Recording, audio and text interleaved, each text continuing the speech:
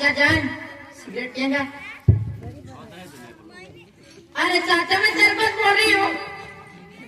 क्या चाचा तुम भी तंबाकू खा रहे हो? बोतल बोतल चलेगी चाचा?